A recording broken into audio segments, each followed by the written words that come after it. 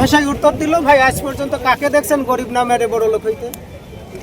আপনি বলেন তো, আজ পর্যন্ত বাংলাদেশে যত বিপ্লব সংগঠিত হয়েছে 2024 সালের পর্যন্ত বিপ্লবীদের রক্তের উপর দাঁড়িয়ে বেইমানি না করে কে রাষ্ট্র ক্ষমতায় গেছে?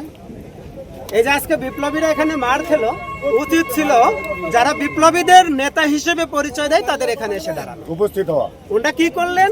শহীদদের রক্তের সাথে বেইমানি করে ক্ষমতার সাথে একটা ভাগাভাগির প্রয়াস করতেছেন।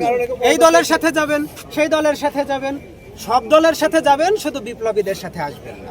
আপনার এই অভিযোগ কি জাতীয় নাগরিক পার্টির বিরুদ্ধে? কে জাতীয় নাগরিক পার্টি?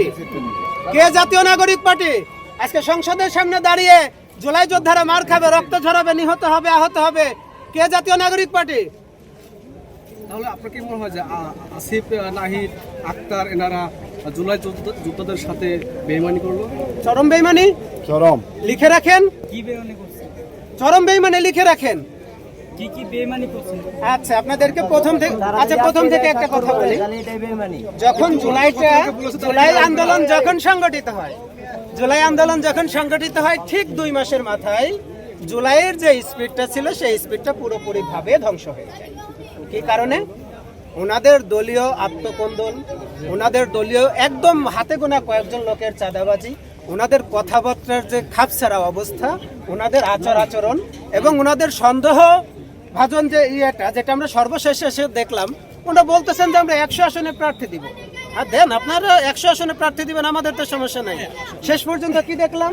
পিঠ বাঁচানোর জন্য, নিজেদের সেভ এক্সিটের জন্য বলেন, নিজেদের আত্মসম্মানের জন্য ওনারা বিএনপি থেকে সবুজ সংকেত নেওয়ার জন্য ব্যস্ত, ওনারা অন্য দলের সাথে যাওয়ার জন্য ব্যস্ত।